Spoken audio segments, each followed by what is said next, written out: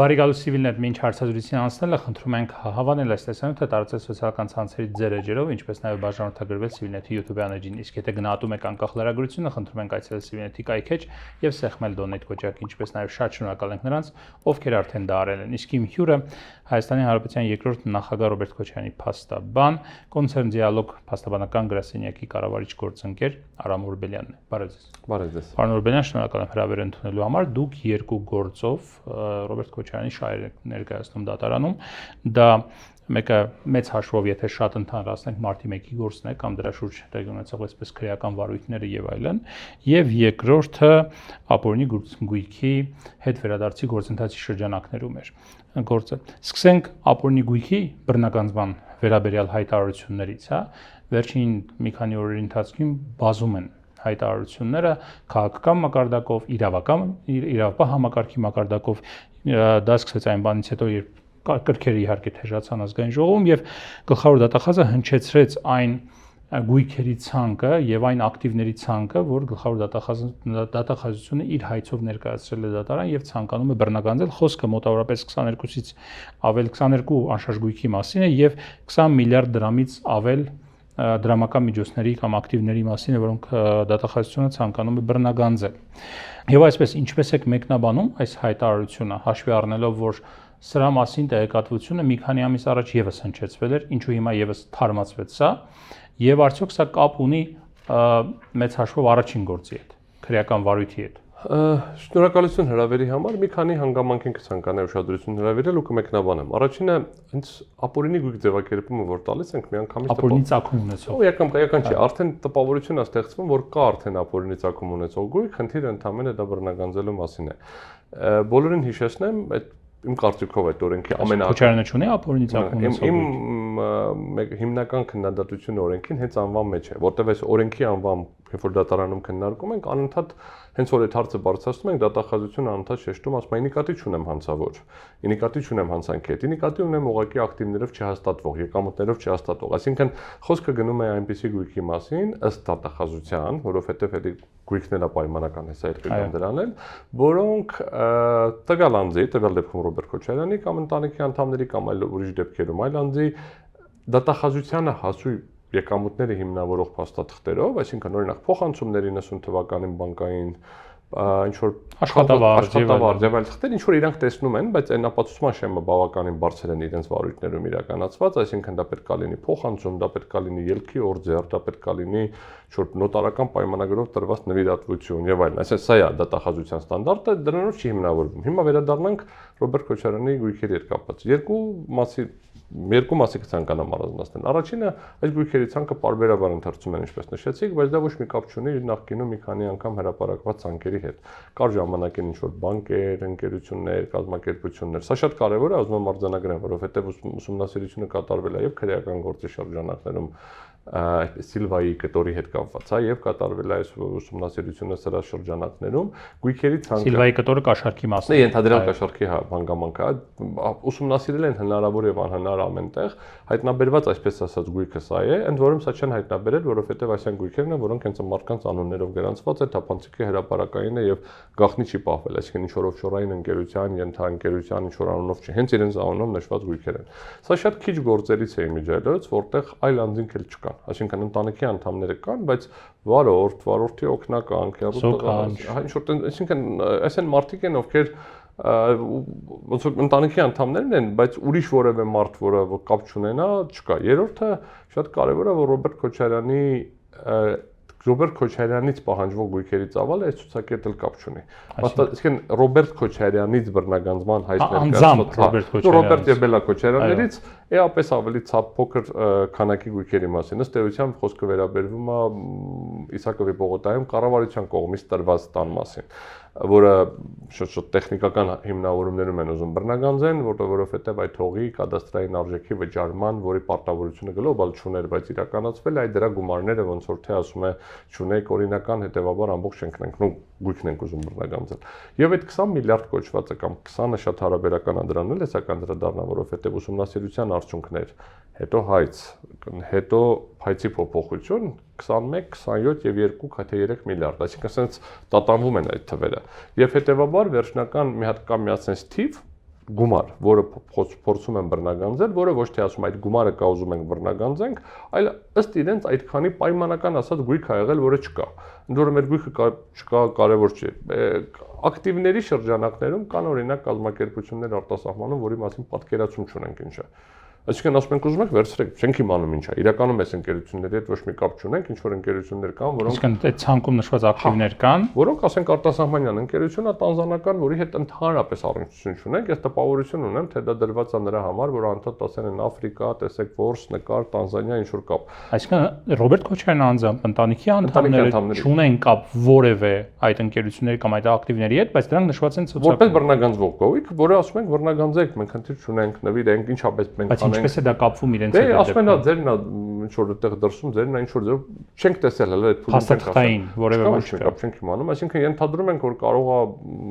ворցիներից մեկի գործընկերոջ հետ կապ ունենա, բայց կապ չունի, կրկնում եմ, ընդ որում սկզբունքային կապ չունի, ասենք, հա, այդ գույքերը։ Կա գույքեր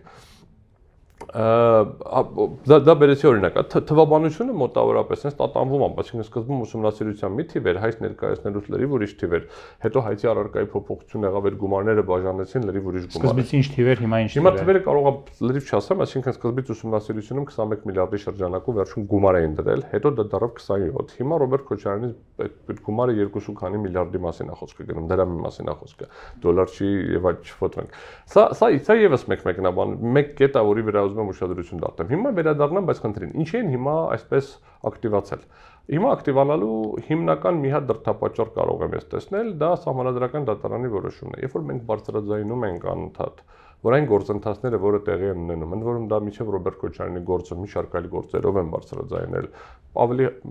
ինչպես հայտնի մարդկանց, այնպես էլ բավականին անհայտ մարդկանց ում բռնագանձվող գույքեր, ասենք 100 քանի միլիոն դրամի մասին էր խոսքը գնում, խոսքը չի գնում մենակ միլիարդների մասին, երբ որ ասում ենք այ եթե ուսումնասիրության հիմք է հանդիսացել ենթադրյալ հանցագործությունը, պետք է այդ գույքը, որը ցանկանում ես բռնագանձել, կապ ունենա այդ ուսումնասիրության հետ։ Մենք չունենք ընդհանրակարգ, որ բոլոր պաշտոնատար անձանց բոլոր գույքերն ենք ստուգում։ Օրինակ ոնց որ դատավորների բարեվարկություն եղավ, այդ ժամանակ եթե խնդիրներ առաջանար, ուրիշ հարց կլիներ։ Սա այնպեսի ընդհանրակարգ չի, որ հայտարարագրերը տարվել են, հայտարարագրերը կոռուպցիայի կանխարգելման հայտարարողը ստուգում է եւ իրականացնում է գործառույթ։ Այստեղ խոսքը գնում է նրա մասին, որ պետությունը հայց է ներկայացնում։ Իսկ հայց ներկայացնելու համար չեն կարող համայականորեն որոշեն, որ ձեր գույքն են ստուգում։ Դա պետք է լինի ինչ-որ օբյեկտիվ պարամետրեր, որի հիման վրա այդ ուսումնասիրությունը սկսվի։ Օրենքում նշված են եղել 6 տարբեր, նույն սկզբում 5, հիմա 6 տարբեր հիմքեր, առաջինից 4-ը վերաբերվել են քրեական գործերի արկայությանը, կարճված լինելու տարբեր կարգավիճակներում։ Ռոբերտ Քոչարյանի նկատմամբ ուսումնասիրության հիմք է հանդիսացել Սիլվայի կողմից ենթադրյալ կաշառքի այդ էպիզոդը, հա, այսինքն ընդ որում տենց ենթադրյալ կաշառքի էպիզոդը Սիլվայի կողմից բազմաթիվ գործերի հիմք է հանդիսացել։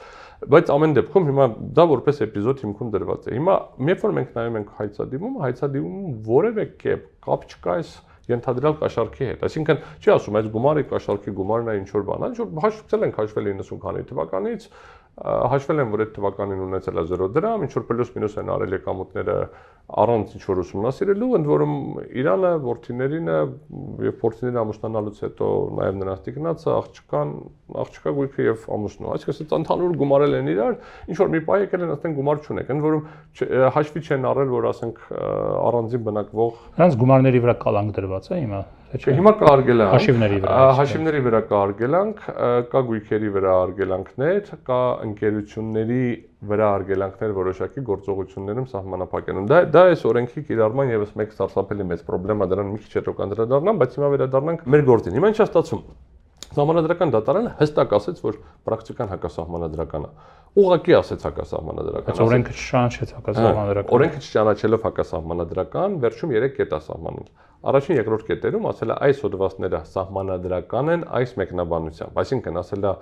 5-րդ հոդվածի առաջին մասից 1-ի 4-րդ կետերը, այսինքն եթե քրեական գործի հիման վրա ուսումնասիրություն է սկսվել, կարող է բռնագանձել գույքը, եթե այդ գույքը կապված է այս հանցագործության հետ։ Այս հանցագործության արդյունքում է ձեռք բերել։ Եթե ապացուցվի, որ գույքը ձեռք է բերվել ապօրինի ծագում ունեցող գումարով, կոպիտ ասած։ Հանցավոր գումարով։ Հանցավոր գումարով։ Կամ հանցավոր գումարն է հենց։ Եթե կամ հենց հանցավոր գումարը որ ստացել ես, հենց այդ գույքն է ձեռք բերել։ Կամ ու այս կապը սահմանադրական դատարանը ուղղակի հեղում արեց մի շարք միջազգային ստանդարտների վրա, այս Յորդանովի գործի, Թեոդորովի գործի վրա, որի վրա մենք անընդհատ հեղում ենք անում։ Հիմա դատախազությունը ինչ է ասում, ասում բան չի փոխվել։ ասում ենք դե փոխվել է, որ հակասահմանադրական չի ճանաչել, դա չի նշանակում, որ ձեր պրակտիկան հակասահմանադրական չի ճանաչել։ Ընդ որում, երբ որ եղան մի շարք ինտերվյուներ հենց դատավորների, հստակեցրեցին, որ այս կետերին անդրադարձ կատարել են, որտեղ արդեն խնդիրներ կային, եւ կարող են խնդիրներ առաջանալ հետագայում բազմաթիվ մեծ քանակությամբ եվրոպական դատարանի գործերի վերանայման արդյունքում։ Այսինքն դատարանն էլ է արձանագրել, որ խնդիր կա։ Մնացած բոլոր կետերին, երբ որ ասել է խնդիր չեմ տեսնում, անընդհատ եթե կարդաք տեքստը, ուղղակիորեն ֆիքսում է ընդհանուր վերահսկողության շրջանակներում, абստրակտ վերահսկողության շրջանակներում, абստրակտ վերահսկողության շրջանակներում։ Ինչ է սա նշանակում։ Սա նշանակում է մի պարզ բան։ Կարելի է օրենքը այնպես մեկնաբանել, որ չհակասի։ Բայց ասում եմ, եթե հանկարծ այնպես մեկնաբանեցիք, որ հակասես, դա էլ է խնդիր դառնալու եւ կա բազմաթիվ խնդիրներ։ Եվ վերջում մի կետն էլ արձանագրել խնդրահարույց։ Ասել ժամկետի սահմանափակում չունենալը լուրջ խնդիր է։ Հիմա մենք ինչ որ երաշխիքներ դրել ենք, որը абստրակտ վերահսկողության շրջանակներում կարող է բավարար լինել, բայց պետք է ժամկետ սահմանեք եւ ազգային ժողով գնացեք եւ ժամկետ սահմանեք, ինչքան ժամկետային հետադարձուժ պետք է խնդիր լուծվի։ Հետեւաբար հիմա հետ գանք։ Սա մի խնդիր։ Երկրորդ խնդիրը, ասում եմ, սա առանձին հիմքեր, մյուս հիմքը ասում է, թե օպերատիվ տվյալ կա, որ պաշտոնատար անձը ունի ապօրինի գույք օպերատիվ հետախուզական գործունեության արդյունքում։ Դե բազմաթիվ խնդիրներ կան, բայց սա առանձին կտոր է։ Եւ սրանն էլ անդրադարձ կատարել սահմանադրական դատարանը, ասել այս դեպքում էլ պետք է կապ լինի իր պաշտոնատար անձ լինելու հետ։ Իմիջիալից առաջին դեպքում պաշտոնավարման հետ կապ չկա, ուղղակի հանցագործությամբ ստացված գույքին է վերաբերում։ Հիմա դատախազությունը փորձ է անում սրանք միավորի իրար, ասում է, թե պաշտոնատար անձես մեկավոր պիտի գնան պաշտոնավարման սկիզբը։ Ես ասում եմ ոչ, որովհետեւ այդ նույնն է, որ մենք մի հատ պաշտոնատար անձի ուսումնասիրություն սկսենք ապօրինի, առանց հիմքի, ուղղակիորեն որոշեմ, որ դուրս չի գալիս, ստուգում եմ։ Ստուգման արդյունքում ինչ որ բան իմ կարծիքով գտնեմ, գնամ դատարանում էլ ասեմ, դե կապ չունի, որ ես իրավունք չունեի սկսելու, բայց որ սկսել եմ, արդեն գտել եմ, դե արի գործը քննի, ինչ տարբերություն։ Սա է խնդիրը, հանցագործության փաստը կա այսպես։ Հանցագործություն չէ, դուրս եկանք։ Հիմա պատկերացնենք, այսինքն հանցագործության հետ կապը չեն տվել, հիմա ասում է պաշտոնավարումը։ Հիմա ինչա տեղի ունենում։ Դատարաններում ակնհայտ է, որ այս գործերը բոլորը մերժվելու են։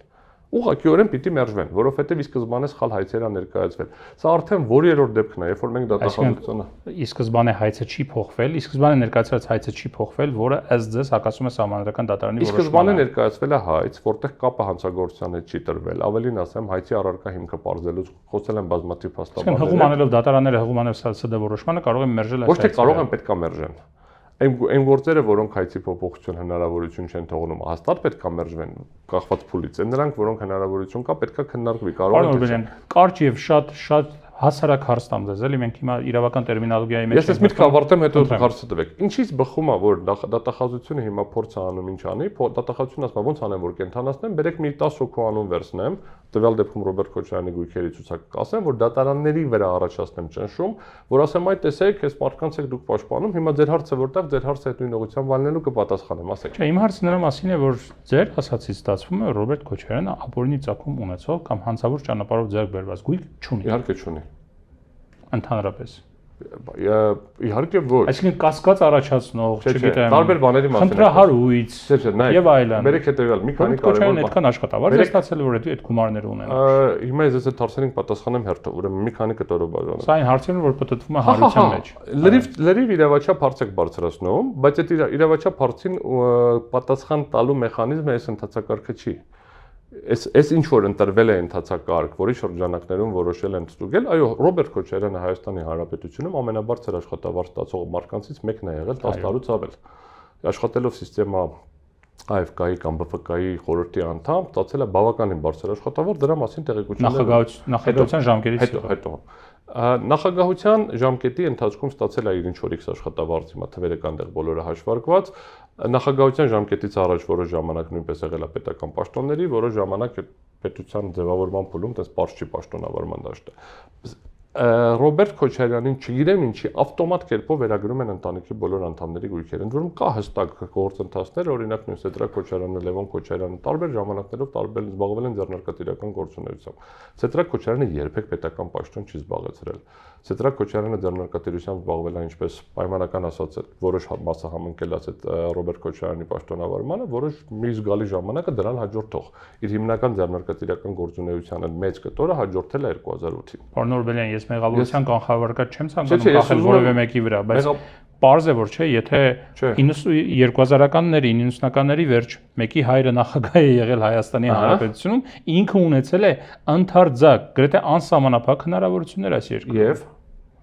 Եվ շատ Եվ այսինքն ինքը ինչ որ ինքը սա շատ կարևոր հանգամանք է, ուզում եմ Եվ եթե ինքը հաջողել է բիզնեսում, շատ մեծ է հավանականությունը, որ իր հոր նախագահ լինելու գործոնը այդտեղ ունենա շատ էական նշանակություն։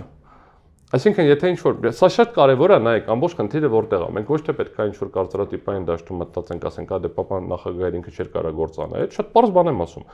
Եթե մենք չունենք որևէ հիմք պնդելու, որ սպეციფიկ գործողությունների, սպეციფიկ process-ների մեջ հոր գործոնը կապա ունեցել հենց որպես նախագահ, այսինքն զանգել են այս մեկին, ասել են, այս թույլտվությունը կտակ, զանգել են այս մեկին, ասել եք, այս թույլտվությունը հարկային ստուգում չանեք, զանգել են այս ինչ դաշտում, ասել են ինչ որ գործընթաց կանեք, կամ զանգել են մեկին, ասել են դե պետք է ինքը գործընկեր լինի, կամ զանգելը պարտադիր չի, էլի երևույթն եմ ուզում ասել։ Հիմա եթե մենք ապրել ենք մի հատ պետությունում, որտեղ մենթալիտետային մակարդակում մարդու հարազատ լինելու հանգամանքը կարող է օգնել բիզնես անելուն, ես չեմ ասում օգնել թե չի օգնել, ասում կարող է օգնել բիզնես անելուն, մենք չենք կարող այդ մարդուն մեղադրենք, որ ինքը բիզնես արել։ Շատ པարզ բան եմ ասում, չենք կարող մեղադրել, ինչի ինքը բիզնես արել։ Ես նորից շատ կարևոր մի քանի հանգամանք ֆիքսեմ։ Ես չեմ ասում, որ բոլոր կոպեկ առ կոպեկ նստել հաշվել եմ, հաշվապահություն եմ իրականացրել, բայց ես ասում եմ Հայաստանի Հանրապետության քաղաքացիները բոլորը, այդ թվում նաև նախկին պաշտոնատար անձինք չպետք է ստիպված լինեն մինչև կյանքի վերջը անընդհատ 90-ական թվականների իրենց գույքը, հետո 2000-ական թվականների ժամանակին զուգահեռ էլի գանց կսեն ապացուցել։ Հիմա ամբողջ խնդիրը հետեւյալն է, մենք պետք է բայց ինչ որ մի ձև պետք է հաշվետվականություն լինի, ինչ որ մի ձև հասարակությունը պետք է իմանա 90-ականներին, 2000-ականներին, 2010-ականներին մարդիկ կուտակել են գույք, օրինական թե ապօրինի։ Դա այստեղ առաջ է գալիս շատ կարևոր մի հատ էթիկական խնդիր, շատ լուրջ էթիկական խնդիր, որտեղ այն գիծը, որտեղից ենք հաշվում եւ ինչ ենք ստուգում։ Սա որովհետեւ սկզբունքային հարց է։ Հիմա 90-ականներին տեղի է ունեցել սեփականաշնորհման գործընթաց։ Պետք է արդյոք վերաբացել սեփականաշնորհման գործընթացը, ընդ որում պաշտոնատարվարման հետ չեմ կապում, ընդհանրապես։ Եղել է մինչև 90-ականները, 85-ից հետո, երբ որ խորհրդային միությունում սկսվել է կոոպերացիա, որոշ մարդիկ հավատալով պետությանը, կոմունիստական գաղափարախոսությանը աշխատել են օրինական, մնացել են աշխատավարձի դաշտում, որոշ մարդիկ որոշել են զբաղվել այն ժամանակվա օրենքների խախտումներով, սպեկուլյացիայով, ֆարսովկայով, չգիտեմ, արտարժույթի ինչ-որ բաներով եւ այլն։ Հիմա ամբողջ դաշտի մեջ մենք միշտ ունենալու ենք ինչ-որ մի հատ կետ, որտեղ միշտ մեր մոտ հարցեր են առաջանալու։ Մեր իրական հիմնական նպատակը պետք է լինի Հայաստանի Հանրապետությունում սեփականության իրավունքի գլոբալ պաշտպանումը, որ մարդիկ իմանան, որ իրենց սեփականությունը պարտավորված չեն անընդհատ գան եւ վերահաստատեն, որովհետեւ հիմա մենք անընդհատ բերում ենք, ասենք, Ռոբերտ Քոչարյանի օրինակը եւ իր գույքի շրջանակի վրա ենք դիտարկում։ Գույքային ծավալը, ասենց կարան մեծացնել ինչ որ թվեր ասեմ, բայց նույնիսկ այդ մեծացված թվերի շրջանակներում այն է ինչ որ ինքը միշտ բացահայտել է, բարձրաձայնել է եւ ներկայացրել է, ինքը կամ ընտանիքի անդամները։ Եվ այստեղ շատ կարեւոր է, որ մենք ես հիմա չեմ ուզում ոչ սրբադասեմ ինչ որ process-ի մեջ, հա, ասեմ ոչ մի խախտումներ չեն եղել եւ ոչ մի բան չի եղել։ Ոչ էլ ուզում եմ ինչ որ կասկածի տակ դնեմ ինչ որ գործընթաց։ Ես ասում եմ կա իրավական process։ Իրավական process-ը սկսվել, որը սկսվել է ապօրինի։ Սկսվել է ոչ միայն Ռոբերտ Քոչարյանի նկատմամբ ապօրինի, փաստացի մի 200 հոգու նկատմամբ սկսվել է ապօրինի։ Դրանց մի մասը ավելի հայտնի դեմքեր են, եւ գույքերի ծավալները կարող է էջերով հնարավոր լինի ընթերցել, դրանց մի մասը ունեն 3-4 գույք։ Խոսքը չի գնում բոլորի դեպքում, որ մեծ է։ Փոքր մեր ամբողջ խնդիրը կայանում է հետեւյալում, այս օրենսդրական կարգավորումները չպետք է այնպեսին լինեն, որ վաղը դուք եւ ես ունենանք ռիսկ, որ մեր բնակարաններն են գալու վերցնեն, որովհետեւ պրծել է մեծերի գույքը, իսկ փողը պետքա դարպետություն ինչ որ միտեղից բերենք, դրանք այս օրենսդրական կարգավորումը նման հնարավորություն է։ Եթե մեկնաբանությունը գնաց մի քիչ այլ եղանակով, մեջը մի հատ կետ էլ ավելացրեցին 5-րդ հոդվածում, շատ པարզ օրինակ եմ բերում 90-ականներին Պրոսպեկտում, Մաշտոցի պողոտայում, ով որ առել է միջին եւ մեծ բնակարան 90-ականներին մեկը բնակարան առել են ժամանակ, երբ որ բավականին էժան վաճառվում էին, չի կարողանալու դատախազության ստանդարտով ցույց տա, որ ինքը ունեցել այդ $20,000։ Բայց եթե ինքը պաշտոնատար անձ հիմա ինչ տարբերություն, ինչն է խնդիրը։ Չէ, հիմա որ ասենք պաշտոնատար անձ չի եղել, դա էլ է շատ հարաբերական։ Ազգի չափը հաշվի առնելով, կասենք հերո տղան է եղել պաշտոնատար անձ, պապիկն է եղել պաշտոնատար անձ, եղբայրն է եղել պաշտոնատար անձ։ Մենք որ մեկն էլ չի ունեցել պաշտոնատար անձ, հարկերը չի վճարել դրա համար։ Այսինքն մենք միշտ կարող ենք բերել արդարացումներ, ինչի պետք է գնանք ինչ որ հարց ուծենք։ Այ որ բոլորը հարկերը վճարեին, այն ժամանակվա ինչ որ ասում եմ իջած լուրջ արգումենտ եմ բերում։ Բոլորը հարկերը վճարեին, Հայաստանի հնը անել շատ մեծ կլներ Հայաստանի։ Կներեք, բայց եթե ձեզ լսենք Հայաստանի նախկին պաշտոնյաները բոլորը ստերիլ կյանքով են ապրել եւ ոչ մեկը ապօրինի գույք չունի։ Երկու տարբեր բանի մասին է խոսքը գնում։ Խոսքը գնում։ Հա, չէ, նայեք, ամբողջ ես նորից Հայաստանի ոչ մի պաշտոնատար անձ ստերիլ կյանքով չի ապրել, ինչպես եւ Հայաստանի ոչ մի քաղաքացի։ Մինչեւ հիմա նախկինը սխալ եք ավելացնում, էլի, այսինքն որևէ պաշտոնատար անձ Հայաստանում ստերիլ կյանքով չի ապրել։ Բայց այդ ստերիլ կյանքի միջամտելու չափը, ձևը, process-ներն են տարբեր։ Ստերիլ նկատի ունեմ, որ բանը 110%-անոց հաշվարկով, որ ասում եմ, լավ, մի քիչ էլ կասկածում եմ, ոչինչ, սա էլ հարկմուծեք, որ կասկած չլինի։ Ես չեմ ուզում որևէ մեկի վրա բերեմ այս օրինակը։ Մենք հիմա ինչ ենք տեսնում։ Մենք տեսնում ենք մի հատ process, որ ասում ենք արգելանքա դրված։ Այն օրը հայտարարում են, որ մոտավորապես $2 միլիարդ գույք կա արգելանք դրված։ $2 միլիարդ գույք չի մասնակցում քաղաքացիական շրջանառությանը։ Այդ գույքերը տնտեսական շրջանառությանը։ Ու դա խոսքը գնում է արդեն երևի 2-3 տարվա մասին։ Եվ խելը 2 տարի էլ կարող է դրվի։ Մենք պարզ չի բռնագանձված գույքեր են, ինչ որ մի քանակ որ հաշտությունները տվել են, ինչ ա եղել։ Մենք Ամերիկայի օրինակները կարող են բերել, հա, Ամերիկայում երբ որ այդ աուկցիոններ կա, աուկցիոնից մեքենա եմ առել, լսած կլինեք։ Այդ մոտավորապես այս վարույթի մենք փողոցում մեքենա են գտնում, մեջը թմրանյութ են գտնում, մեքենան գրանցված անհասկանալի ինչ որ մեկի անունով, դատի են տալիս մեքենային, դարձնում պետական, դնում աճուրդի։ Ինչ գնով ծախվեց, մտավ շրջանառություն, մեքենան դարավարժեք շրջանառվեց, պետությունը նպատակ չի դնում գերնպատակ, փող բերեմ, այս մարկանցից գույք բերեմ, այս նպատակ, այս մարկացից գույք բերեմ։ Աշխարհի ոչ մի նորմալ երկրում, որտեղ այսպես կոչված ապօրինի գույքի բռնագանձման ինչ որ process կա, չկա սոցիալական արդարության կոնցեպտ դրա մեջ։ Դա սոցիալական արդարության հետ կապ չունեցող սուտ օրակարգ է։ Եթե դու իշխանության ես գալիս 2018-ին այն լոզունգների հիման վրա, որ գալիս ես կոռուպցիայի դեմ պայքարելու սոցիալական արդարությունը վերականգնելու, դու չես կարող չգնալ այդ ճանապարհով, դու պետք է գնաս այդ ճանապարհով։ Մարդիկ ունեն արդարության շատ խորը զգացում, դրան պետք է պատասխան տալ։ Հետևյալն է մոդելը, շատ պարզ, դա էլ ունի լուծումներ։ Անարդարության ներողություն։ Դա էլ ունի շատ լուրջ լուծումներ, հա, երբ որ 18 թվականներ եւ քննարկվում էր, ես մի քանի անգամ ինքս եմ առաջարկել անցումային արդարադատության գործիքներ կա, այդ թվում նաեւ անցումային տնտեսական արդարադատության, բայց այդ անցումային արդարադատության ձևակերպումը այնպես աղավաղվեց, որը դարավ խլոց։ Մի քանի գործիքներ են։ Ճշմարտության հանձնաժողովի։ Շատ կա, այդ թվում նաև տնտեսական բանի process-ներ կա, որտեղ ամենատարածված գործիք, եթե սոցիալական արդարության մասին են խոսում, ամնիստիաներն է եւ դրա համար նախատեսված անունը դնենք հարկում թե ինչ կամավոր իրականացվող գործընթաց է։ Կա բազմաթիվ լուծումներ կա։ Կոպիտ ասած, շուտ գիծ եք հաշվում եւ դրանից հետո ես ժամանակին, երբ որ այս օրենքը քննարկվում էր, նմանատիպ օրենք էր քննարկում ես փոխնախարարը, ես ասում եմ Ժորժ ջան, այս ձևով ոնց որ դուք բերել եք, լուրջ խնդիր եք առաջացնելու, կներեք այս տերմինի համար, բայց խոպանչիների համար, իսկեն մարդկանց համար, ովքեր գնում են արտերկիր աշխատանքների եւ միշտ չի որ դա օրինական է ձևակերպվում արտերկրի օրենսդրությամբ։ Եվ լուրջ խնդիր եք դարձնելու մեր հայրենակիցների տրանսֆերների համար, որովհետեւ այդ փողերը միշտ չի որ օրինական ձևակերպված փողեր են գալիս, որ իրենց հարազատներին ուղարկում են։ Երբ որ դա պայմանական եմ ասում 100,000 դրամա որպեսզի գոյատևեն, ու դրա մասին ոչ մի խնդիր չի գալիս։ Բայց երբ որ 3 հարկանի տուն է, ինչ որ մեկը ով որ գնացել եկել է սարքում իր համար, իրոք պետք է սարքի, ես չեմ էլ ասում խիա սարքում։ Մենք չպիտի գանք ասենք չէ քո տունը վերցրենք, որովհետև դու Ռուսաստանում, Ուկրաինայում կամ Գլենդելում հարկ չես մուծել կամ ինչ որ գործընթաց։ Որպես իրավաբան եմ ես հարցը տալիս, Հայաստանում պետք է լինի այնուամենայնիվ ապօրինի գույքի, ապօրինի ցակում ունեցող գույքի բռնագանձման գործընթաց, թե ոչ։ Բացատրեք ինչի նկատի ունեք, ես ասեմ։ Այն գործընթացը, որը ենթադրում է, որ շրջանառության մեջ կա ապօրինի ցակում ունեցող գույք, հանցավոր ճանապարհով ձեռք բերված, եւ դա պետք է այո, եւ դրա պատասխանը վաղուց ենք ասել, որ պետք է լինի 5-6 տարբեր գործընթացներ, ոչ թե մեկ։ Այսինքն մի հատ sense օրենքը սա սարքել է մի հատ նենց կաշա, որ չի աշխատում։ Պետք է լինի 5-6 տարբեր օրենքներ, 5-6 օրենք կլինի թե ընդհանցակարգեր կլինի առանձին հայցատեսակներ կլինի, դա պետք է դատախազությունը չիրականացնի, ավելի տիպիկ է դա օրինակ կոռուպցիայի կանխարգելման հանձնաժողովին կամ գործադիրին որոշակի նմանատիպ ֆինանսների նախարարության որևէ ստորաբաժանման։ Ուսումնասիրություններ պետք է իրականացվեն։ Նայեք, այդ ուսումնասիրություն իրականացնելու գործընթացը շատ ամենաֆունդամենտալ կետն է։ Ինչի հիման վրա պետք է որոշենք ում ուսումնասիրենք։ Ամբողջ խնդիրը որտեղ է։ Ես 3 րոպե ժամանակ կխնդրեմ շատ կարճ ներկայացնեմ։ Կա լիքը մոդելներ, որոնք մեկը մյուսին լրացնում են։ Հիմա մենք էլ ունենք այդ օրենսդրությունը դրած, բայց ավարտին չի հասցված, փոքր կտորներ կա։ Ես վերեցի ձեզ Ամերիկայի Միացյալ Նահանգների օրինակը, երբ որ կա ինչ-որ հանցագործության օբյեկտ, մեքենայի մեջը թմրանյութ։ Այս մեքենան մեր մոտ ինչ ենք անում։ Տանում ենք ապացույցների տարածք, մինչև չգտնենք ով է, մինչև գործը չքնվի, գործը չավարտվի, գործի արդյունքում որևէ որոշում չտանք, մենք չենք անդրադառնում այս ապացույցին։ Պետք է ունենանք ընդհանրակարգ, որ հնարավորություն կա այս ապացույցը դեպոնացնել, ֆիքսել, դատարանի մասնակցությամբ սարքել ապացույց, երաշխիքները ապահովելով, դրանից հետո այս դա տանենք վաճառենք, որովհետև արագ պետք է տեղի ունենա։ Որովհետև այս դեպքում այս ապացույցը մեկ ա որ վաճառվելու է, կապ չունի։ Արդարացվի, չարդարացվի, գտանք մեղավորին, չգտանք մեղավորին, այս մեքենան է մեջը թմրանյութ արձանագրել ենք, մեքենան գործիք է ենթակա է բռնագանձման։ Սա մի դեպք։ Երկրորդ դեպքը վերաբերվում է հետևյալին, կա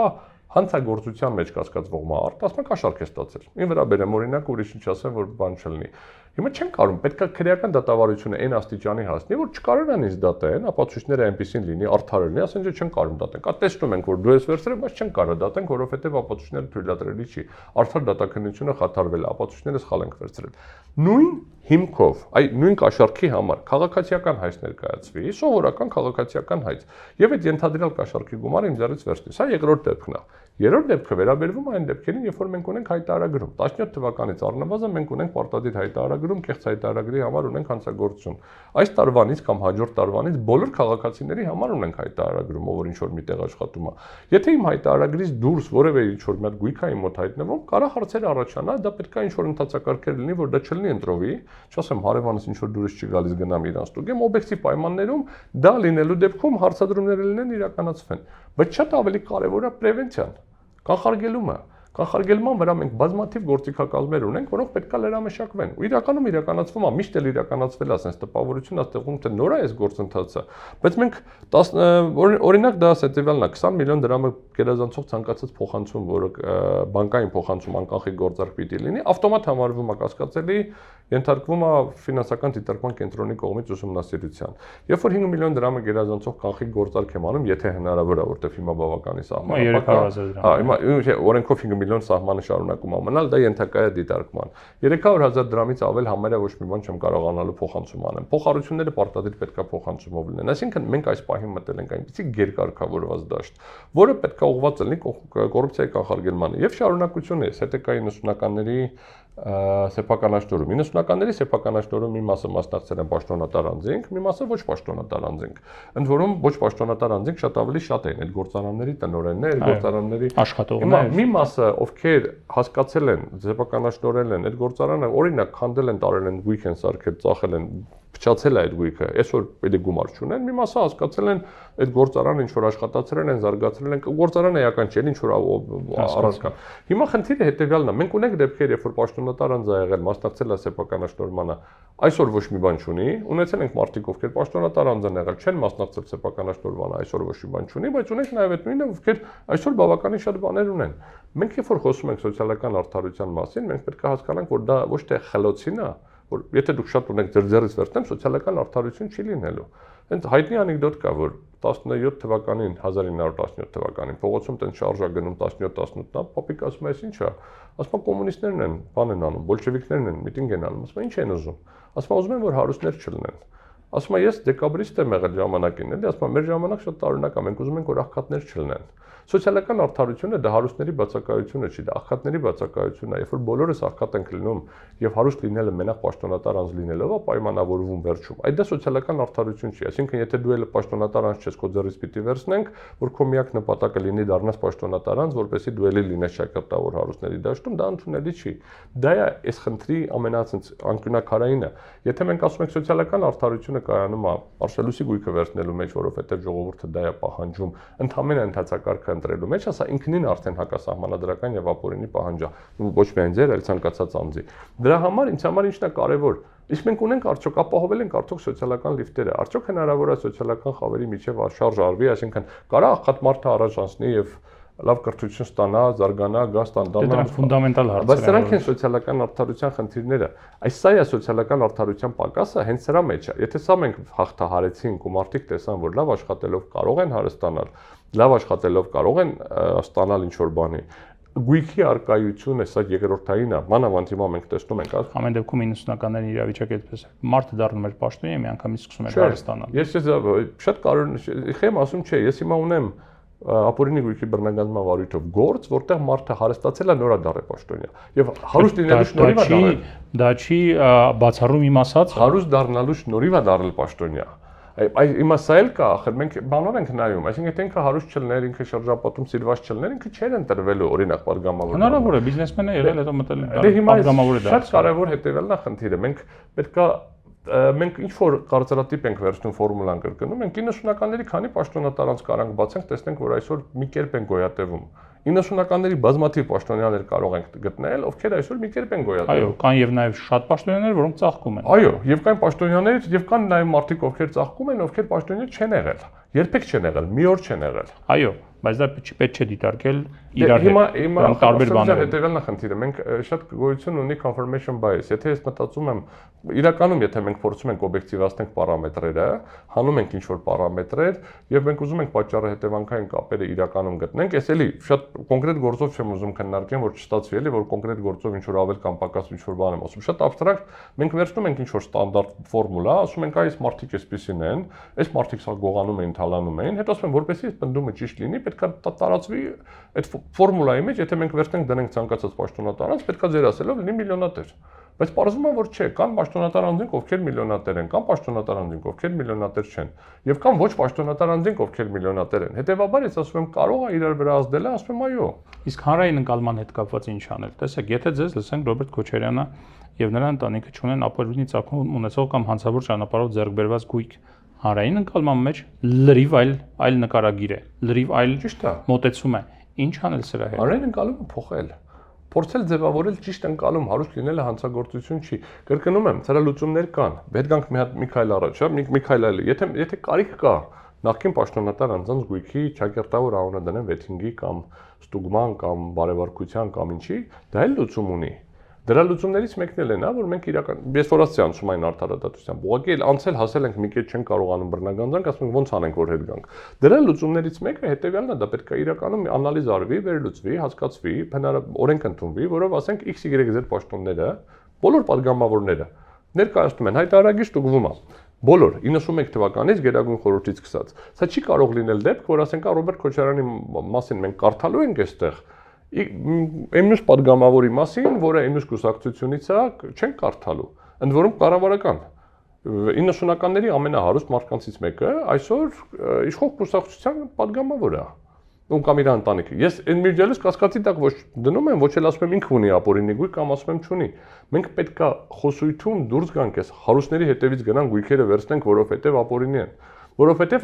եթե այդպես լսենք, ես դատարանում եմ ասել, ստացվում է ձեր ասածով, որ մենք ապօրինի ազգ ենք։ Պետքա բոլորը մեռնենք 90-ականներին, որտեվ ձեր ստանդարտով սովից մեռնելու ենք։ Աշխատավարձի թիվը վերցնում եմ, դնում եմ Պարոն Օրբելյան, պարողական բաժնուղի վրա։ Ցավոք մեր ժամանակը մոտեցավ իր ավարտին, մենք չհասցրեցինք խոսել երկրորդ թեմայից եւ ես հույս ունեմ ապագայում հնարավորություն կզրնի եւ երկրորդ թեմայից եւս խոսենք, որը արդեն մարտի 1-ի գործի եւ դրա շուրջ ընդհանրապես քննարկումների մասին է։ Շնորհակալ եմ ձեզ, որ եկաք։ Խնդրեմ։ Սիվիլների տաղավարում ես զրուցեցի Արամ Օրբելյանի հետ։ Առողջ եղեք։ Կհանդիպենք։